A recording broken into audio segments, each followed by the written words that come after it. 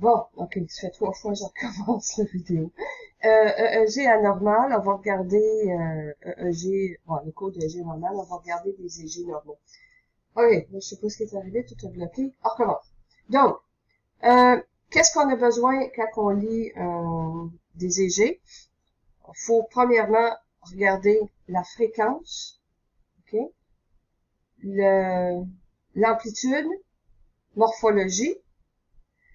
Ensuite de ça, la distribution, c'est où?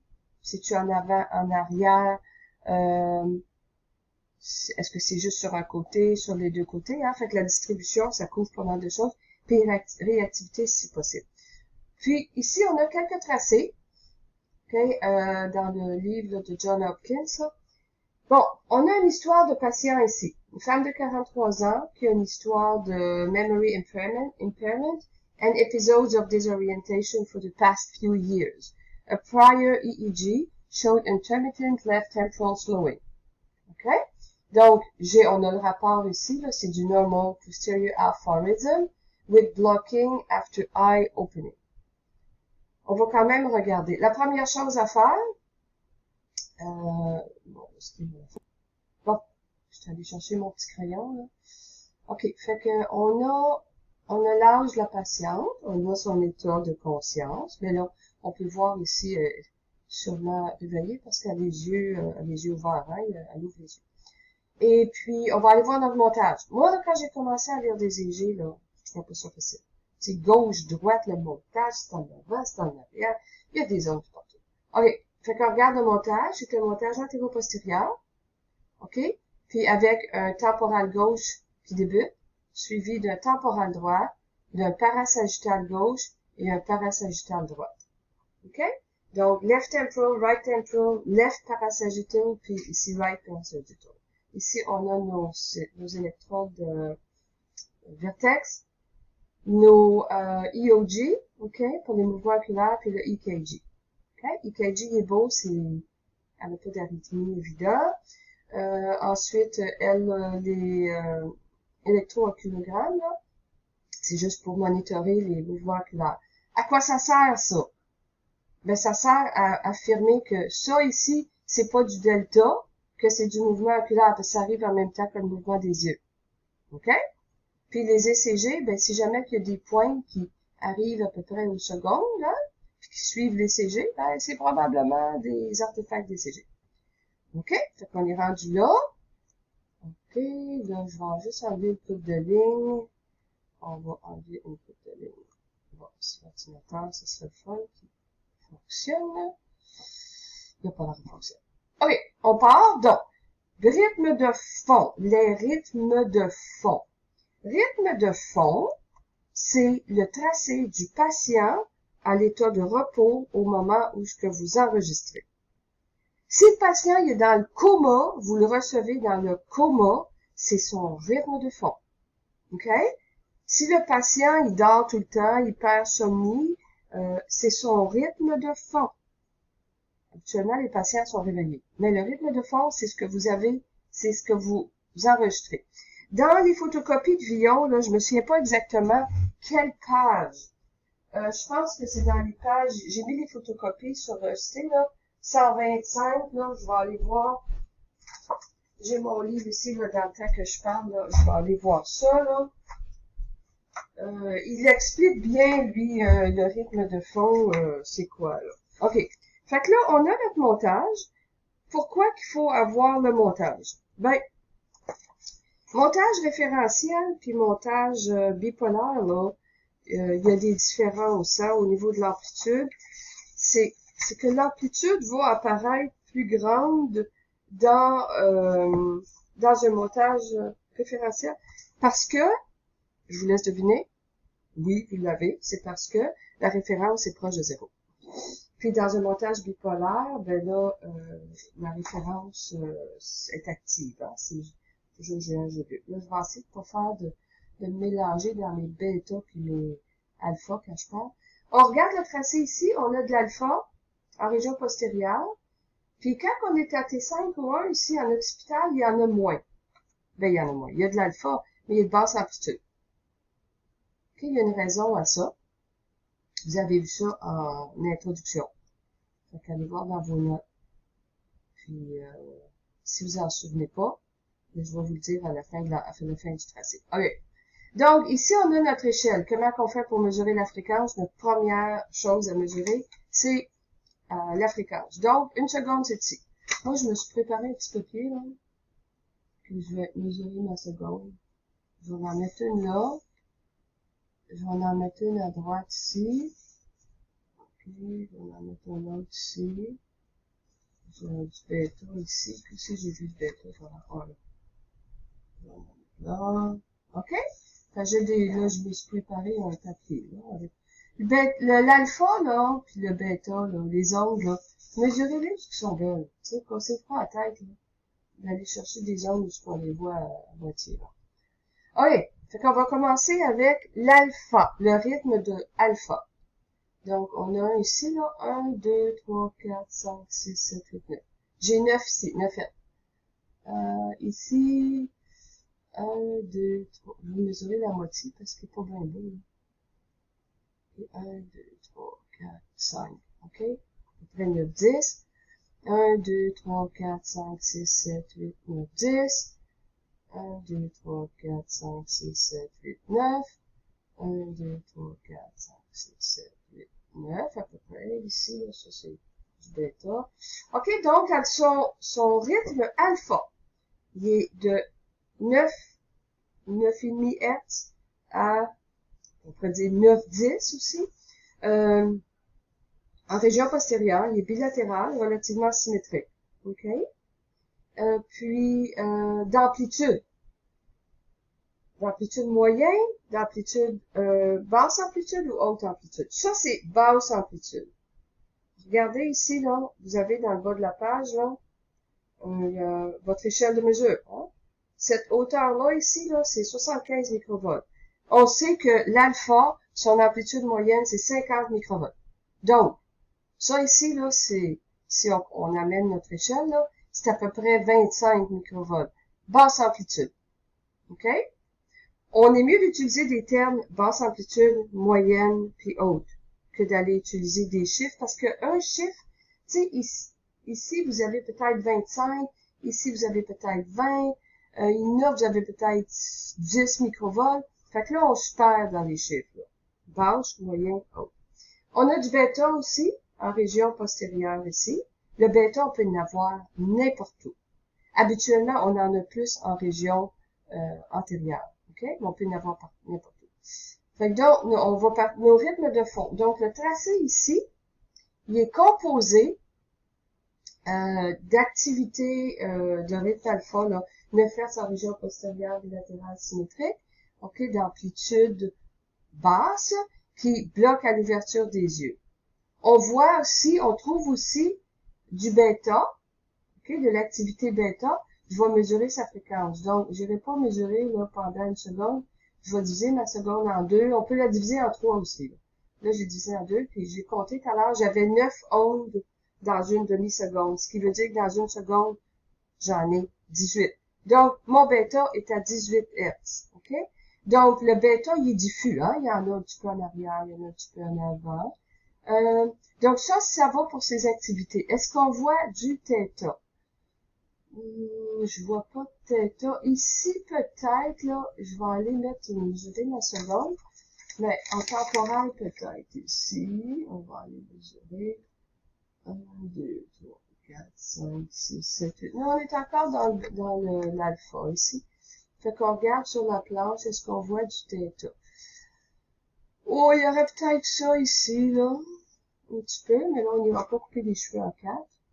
OK, donc ça, c'est bon. OK? Alors, c'est ça pour ça, l'activité. Notre ECG est correct, on a des mouvements oculaires ici. Donc, des artefacts. Est-ce que des artefacts? Il y a un petit peu d'artefacts musculaires ici. OK? Bon. Puis la raison pourquoi que notre alpha est de basse amplitude en région postérieure à O1, ben c'est que probablement à que T5, l'activité à T5, elle doit être comme ça, puis à O1, elle est comme ça. Fait que si on fait la différence entre T5 et O1, on n'a pas grand-chose. Hein? Donc, c'est pour ça que l'amplitude est basse. Ça, c'est dans vos notes d'intro. On continue, j'ai un autre tracé ici.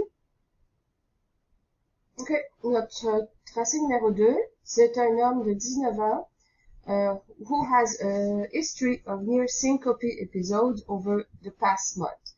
Current medication are citalopram, minocycline, loratadine, and ranitidine hydrochloride. Bon, ça, il y en a des médicaments, là, ça me dit quoi, là, ça saute trop fort ici à l'estomac. Ranitidine, probablement des brûlements d'estomac.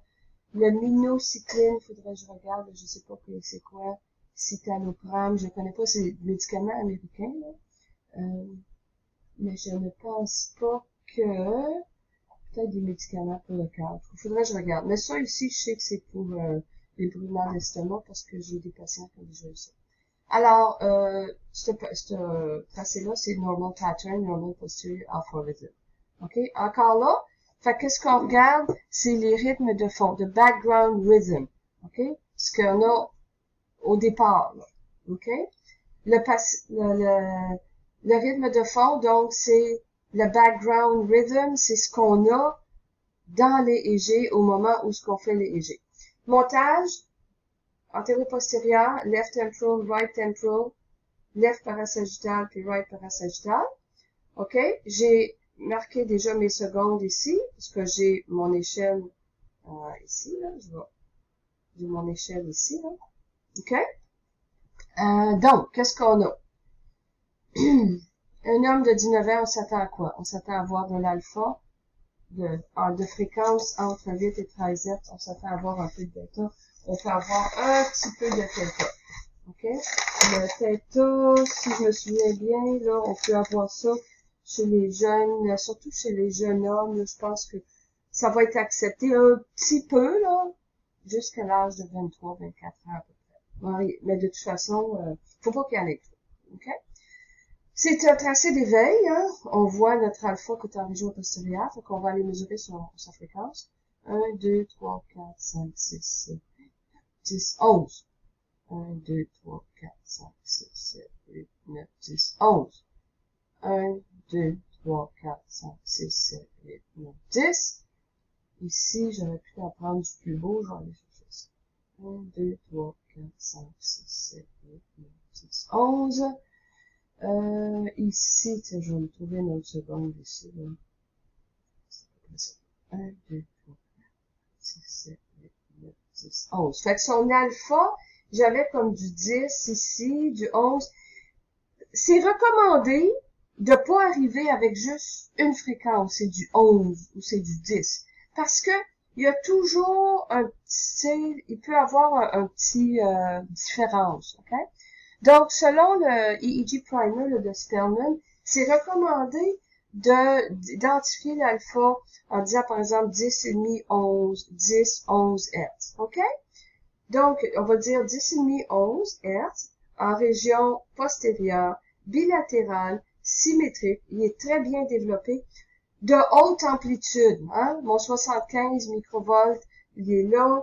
L'amplitude moyenne de l'alpha, c'est 50 microvolts. Donc, ça, c'est de haute amplitude, hein? De moyenne à haute amplitude. Et puis, bilatéral symétrique, je l'ai dit. Est-ce qu'il bloque l'ouverture des yeux? Probablement, mais sur le tracé, on l'a pas ici. On a un mouvement oculaire, mais ça veut pas dire qu'il bloque les yeux ici. Ça peut être juste un mouvement oculaire. On a ici notre dérivation EOG. Ensuite, il y a beaucoup d'activités musculaires hein, en région frontale. Ça, on va en parler dans les artefacts. On a du bêta. OK? On en voit ici, on en voit. Le bêta, il est sûrement en dessous de notre activité musculaire. Ici, on le voit. OK? Fait que si j'essaye de le compter, là, je divise ma seconde en 3, là. OK? Donc, 7, 8, moi, je dirais, là, 7, 7, 8, là. Donc, ça serait un bêta d'environ 20 Hz. OK? Puis il y en a plus dans les régions antérieures. J'en ai un petit peu à travers ça ici. Okay, des activités rapides. Hein? Ici. Autour de 20 Hz. On va? Donc, le rythme de fond de ce tracé-là, okay, c'est de l'activité du rythme alpha en région postérieure bilatérale symétrique de 10,5 à 11 Hz d'amplitude, de haute amplitude. OK? Il est bien développé, il est sinusoïdal. Puis on a, à travers ça, de l'activité bêta, surtout en région antérieure, de fréquence 22 Hz, rapide. Hein? Et puis, on note aussi des artefacts musculaires en région frontale. Okay? FP1, F7. Donc, surtout là, en région frontale. Il n'y en a pas vraiment à T3 parce que, puis à T4 parce que si vous regardez ici, là, OK? L'électrode commune T3, là, j'ai pas vraiment d'activité musculaire ici. J'en ai un petit peu, mais pas beaucoup. Puis à T4, OK? J'en ai à F8, T4, mais j'en ai pas beaucoup à T4, T6. Donc, ce qui me dit que mon activité musculaire, j'en ai plus en région frontale. OK? Donc, c'est ça pour lui. Ici, on a une femme de 26 ans, OK, who report 3 brief blackouts, all occurred on arising from bed in the morning and preceded by sudden nausea and sweating. Ouais.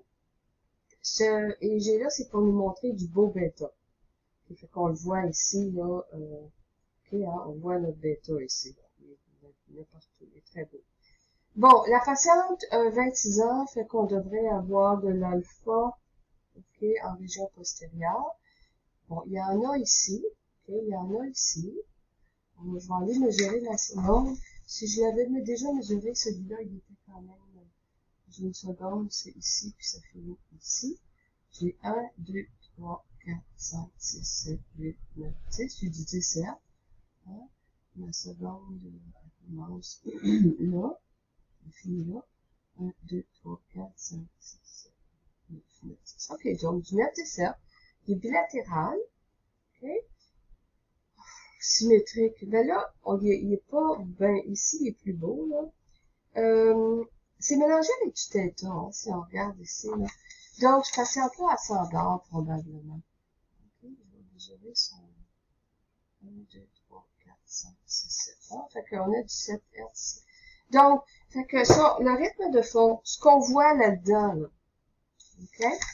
Je vais aller chercher on va mesurer son bêta tout de suite. Là, je vais pas compter tout ça, moi, là, je vais diviser en 4. OK? Je vais multiplier par 4. 1, 2, 3, 4, 5, 6. Ah, là, il en compte 6 ici dans un quart de seconde. Ici, on avait 9, je pense, j'avais dit. 1, 2, 3, 4, 5, 6, 7, 8, 9, 9, 10. Hein? 9. Bon, ça s'écrit plus. OK, donc, on regarde ça. Ce tracé-là, ce qu'on voit là-dessus, on voit son rythme de fond en montage antéro-postérieur. OK. Du rythme alpha en région postérieure à 9-17. Il est bilatéral, ou ce qu'il est ici, là, il est relativement symétrique, mais d'amplitude, de basse amplitude, hein? Parce qu'il est en dessous de 50 microvolts de basse amplitude, entremêlé d'activité de fréquence θ, OK? Puis ici, on a du θ aussi, moi je dirais de 6 à 7 Hz en région postérieure. Ce patient-là, probablement qu'elle s'endort. Puis j'en ai d'autres ici, là. J'ai d'autres θ ici. OK? Et puis, on note aussi la présence d'activité bêta de haute amplitude. L'activité bêta, là, c'est 20, 30 microvolts. Ici, hein, on a quasiment 50 microvolts. Donc, ben, on va dire 40 à 50 microvolts. Donc, on note aussi présence d'activité bêta, c'est ça, bêta, de fréquence 6 multiplié par 4. 1, 2, 3, 4 pour une seconde. D'entre 24, on va dire, et 26 Hz. Son bêta, il est d'amplitude moyen à élevé. Et puis, je dirais que il est plus vers les régions antérieures, OK? Parce qu'on part d'ici à C3, là. On en a un petit peu, mais plus. Il est prédominant, si on veut, dans les régions antérieures. Mais, il y en a quand même beaucoup, là. OK? Donc, moi, je dirais qu'il est diffus sur le tracé, mais plus prédominant dans les régions antérieures. OK? Fait on va terminer avec ça. Ça fait déjà 20 minutes. Et puis, donc, encore, je me répète, pour les rythmes de fond, j'ai trouvé la page ici de Vion. J'ai mis les photocopies, probablement, c'est sûr, j'ai mis ça sur le site, là. Quand il parle du décodage d'une interprétation d'électroencéphalogramme. OK? Fait qu'il va parler de l'activité de fond, donc il va parler du type alpha, il va l'activité de fond alpha, ensuite vous avez le bêta. C'est une façon de décrire les G.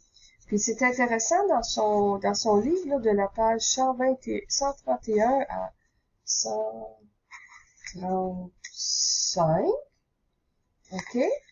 Il explique ce que vous voyez, ce que ça veut dire. OK? Fait que quand on parle lui, il y a une façon de le lire. Mais c'est quand même bien intéressant. OK? Donc, j'arrête là-dessus, puis on va se revoir un petit peu plus tard.